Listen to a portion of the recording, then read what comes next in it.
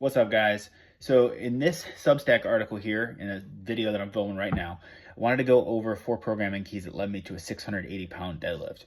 So during my American Pro Prep, which just finished up a couple weeks ago, I was able to deadlift a personal record, 680 pounds in the gym 2 weeks out from the meet. Now, unfortunately, during the meet, I wasn't able to match this or beat it because I tore a callus on my left hand really bad on my second attempt with 677 pounds, which effectively forced me out of the meet on my third attempt. It was just too bad for me to continue. But the 677 moved extremely well. I got it all the way to lockout. I was waiting for the guy to give me the down command, and the callus tore, and I dropped the weight. Nothing I can do about it. But regardless, this was the most effective deadlift prep I've ever had. As it led me to a gym PR over 10 years into my powerlifting career.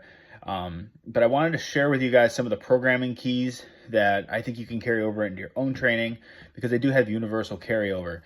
So the first thing I focused on this prep was focusing on high bar squats and front squats as accessories. Now you might be thinking, how does doing squats help your deadlift? So in a deadlift, in addition to your legs, so your quads, your hamstrings, your glutes, and your erectors, your torso, your upper back, your core are all going to play a major role in your ability to stabilize the lift. So you need your torso to be stable and strong, so that way your legs can do their job in the deadlift.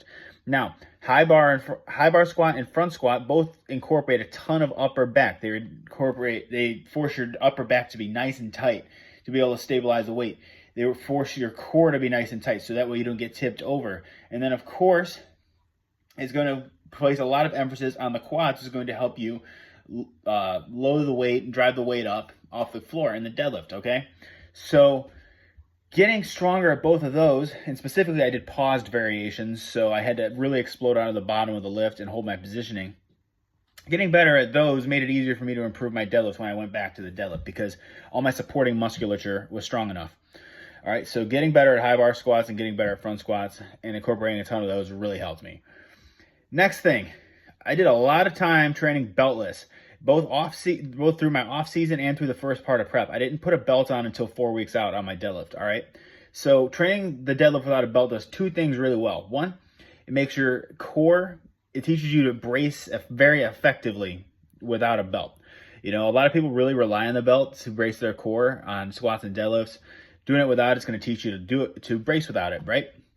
And the second thing it does really well is it makes you insanely confident in lifting with a belt once you throw it back on.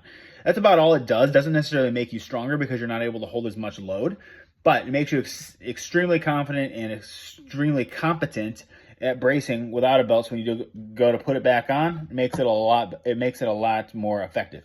I deadlifted, like I said, for 8 weeks straight if you date back into my off season, and the last 4 weeks of my off season, the first 4 weeks of prep without a belt. And as soon as I threw it back on, I hit a PR, the 680 on my deadlift within 4 weeks. So really within 3 weeks of putting it back on after training without it for so long. So training beltless was a huge key for me.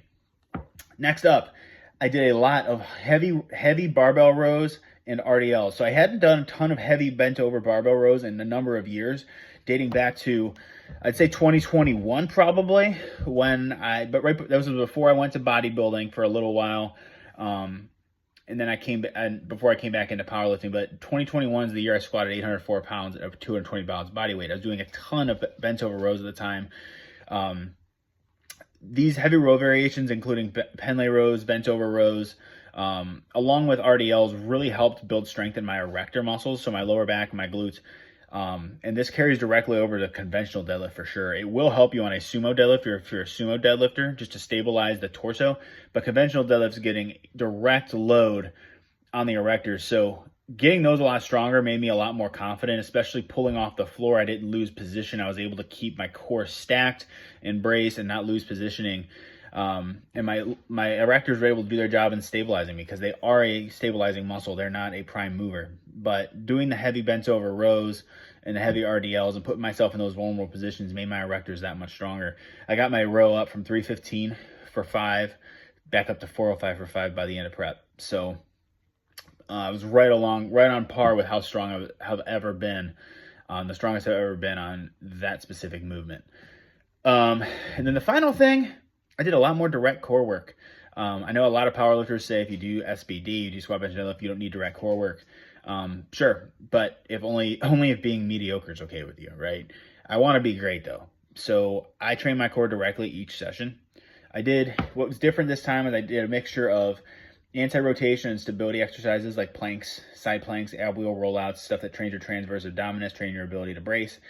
Then I mixed in my usual weighted crunches to train core flexion, abdominal flexion, leg raises to train your lower ab, your psoas, and your hip flexors, which play a crucial role in the flow of energy and pushing the weight off the floor. You're going to go from the core to your psoas, to your hip flexors, through your quads. It all connects together. Hanging knee raises, especially weighted variety of them, is going to build those muscles up nice and strong.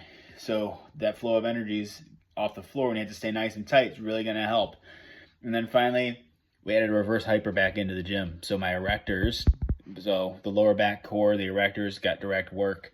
And doing all that as part of my accessories made my core as strong as it's ever been leading into a meet. And as a bonus, my low back stayed healthy and pain-free the entire training cycle.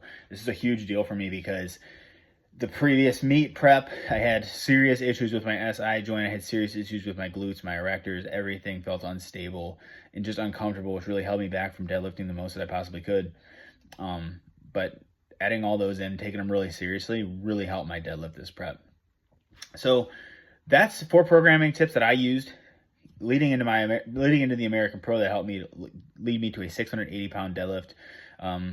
Again, wasn't able to match it in the gym or in the meet, but just due to some unforeseen circumstances with my hand tearing, which happens in competition. But hopefully you get a lot out of this article and this video here.